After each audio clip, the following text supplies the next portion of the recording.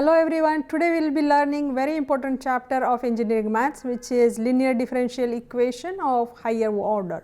So first of all we will look at the topics which are listed in this.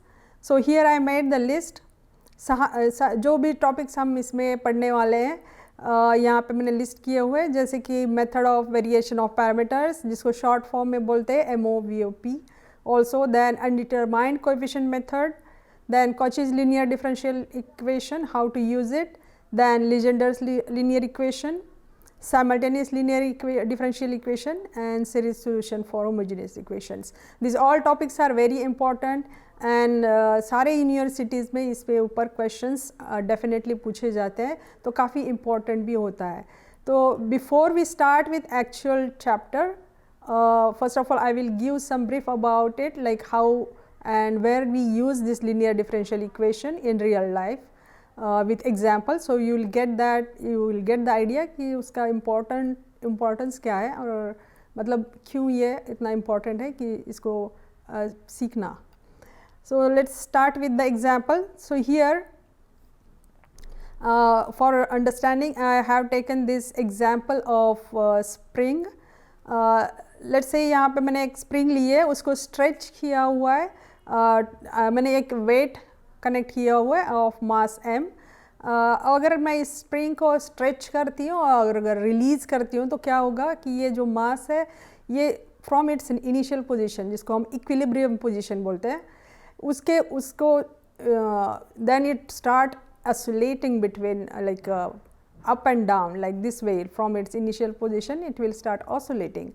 So if I want to use, अगर मुझे पता करना है कि differential equation इसके position, इसके motion of that spring, if I want to find, so I will use Newton's law जो कि हमने पढ़ा है physics में, F is equal to ma, जहाँ पे एक को हम क्या बोलते थे, a था हमारा acceleration हम कैसे find out कर दे कि velocity divided by with respect to time how it changes.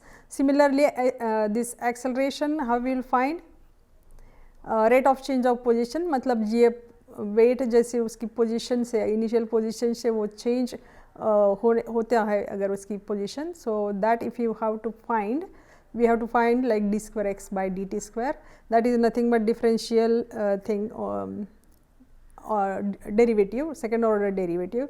अगर and we will consider this is the material which is getting used for spring, तो उसका भी एक constant होता है k. So if we want to find the pressure which is exerted by this spring, then again we will use some other Hooke's law which is F is equal to minus kx. अगर ये दोनों law को हम मिलाते हैं साथ में तो हमें इक्वेशन मिल जाएगा कुछ इस प्रकार. So this is nothing but the differential equation. So you will understand the importance, like how they are important while in physics or in electric circuit also when you find the currents and voltages. So this is just application, just brief about the application where we use it. So now let's start with first topic which is here, topic जिसका नाम ही है differential equation with constant, like higher order linear differential equation. सबसे पहले हम जान लेते कि इसके हर एक वर्ड का मीनिंग क्या होता है, मतलब so that you will understand what's the difference between other equation and इसमें क्या डिफरेंस होता है. तो हायर ऑर्डर का मतलब होता है अगर ये ऐसा इक्वेशन है जिसमें सेकंड या उससे ज़्यादा ऑर्डर के डेरिवेटिव आएंगे, मतलब जैसे dy by dx है, हमें पता है ये फर्स्ट ऑर्डर का है because we took differentiated y with respect to x first time only. So this is first order. लेकिन ये जो इक्वेशंस हम देखेंगे इसमें सेकंड या तो सेकंड से ज़्यादा डेरिवेटिव आने वाले हैं, जो कि हम d square y by dx square या तो d cube y by dx cube, ऐसे जो भी हायर ऑर्डर आने वाले हैं that will be coming in this equation. That's the meaning of higher order. और उसके बाद हम बोलते हैं कि इसको linear why it is linear, क्योंकि हर एक ये डिफ्रेंशिएशन जो भी हम इसमें आएंगे सेकेंड ऑर्डर या तो उसके हायर के ऑर्डर जो भी आएंगे उसकी पावर जो होगी वो हमेशा एक ही होने वाली है. So you will not find it like a 2, 3 square or cube or anything something like that. तो उसकी पावर हमेशा एक ही रहेगी, इसलिए हम उसे बोलेंगे लीनियर. जैसे कि हम लीनियर इक्वेशन बोलते हैं पावर एक होती है, तो यहाँ पे भी ये डेरिवेटिव जो भी आएंगे उनकी पावर हमेशा एक ही होगी. So that's why we are using this word linear differential. And then we are saying it's a constant, so it will be having some constants. जैसे कि k1 k2 यहाँ पे मैंने एक इक्वेशन लिखा है for your understanding.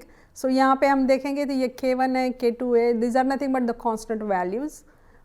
So those are also be included over there. So these are all the the meaning of the terms which are involved in this one. So this one higher order linear differential equation with constant, मतलब जो ये जो equation है इसमें सारे higher order derivatives आएंगे और जिनकी पावर एक ही होगी हमेशा, and they will along with the some constant.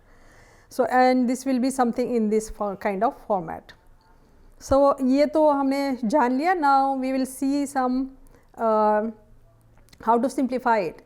So हमें अगर दिया जाता है इस फॉर्म में, अगर एक इक्वेशन दिया जाता है तो उसको सॉल्व कैसे करना है या उसको सिंप्लीफाई कैसे करना है. So there is a way to solve it. So first of all we will see here to find the solution. We call it as a general solution और कंप्लीट सॉल्यूशन भी बोला जाता है उसके लिए. तो वो हम कैसे जानते हैं कि CF, मैंने यहाँ पे लिखा है CF प्लस PI.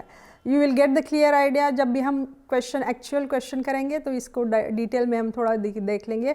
यहाँ पे सिर्फ मैंने लिखा है कि y is equal to CF plus PI.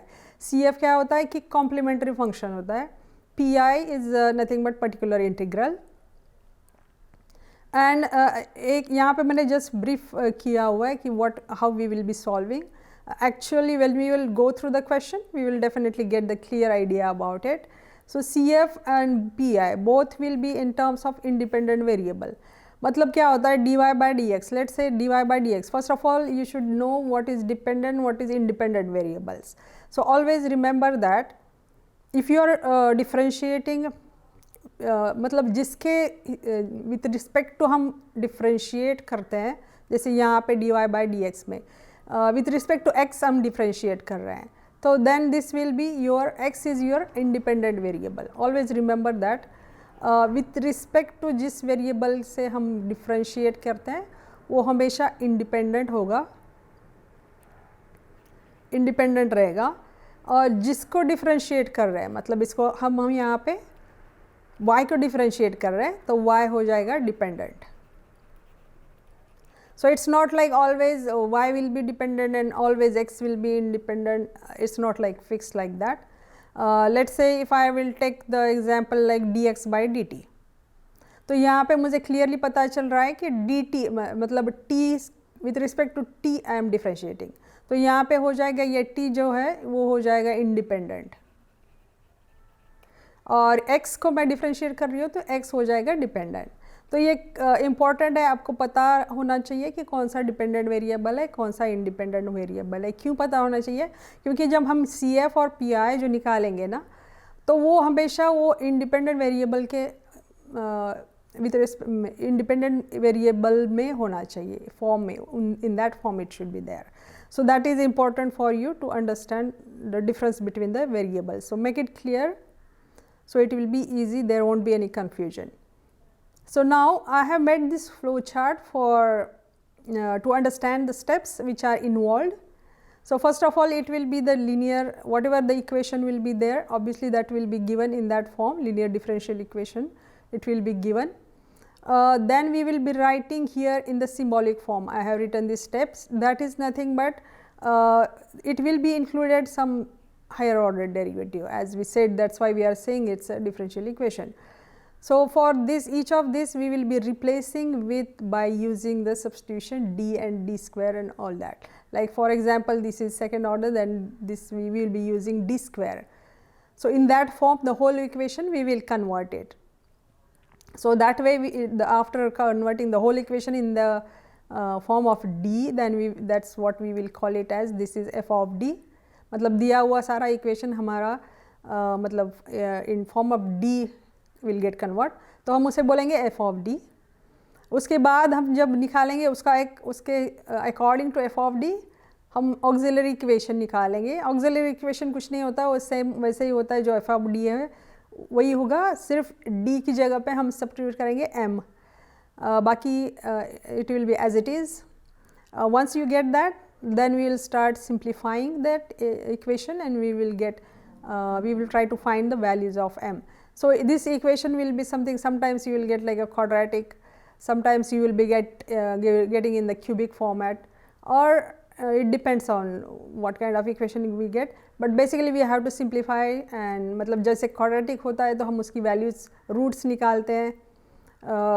Same way here also, if even though it comes in the cubic format, हम उसको solve करेंगे, उसको roots find out करेंगे, and then we will be writing the CF, which is nothing but the complementary function. Complementary, that function we always write it, whatever constant, whatever values we will be getting here, depending on this CF we will be getting, we will write it. How we will write it, we will look when we will solve actual question, but this is the steps, these are the steps we will be following when we will be solving. कौन सा भी differential equation higher order का अगर देते हैं linear, तो हमें यही steps follow करनी है. Let's take a small break over here. Meantime, you can revise the concept. In the next video, we will be discussing this more in details.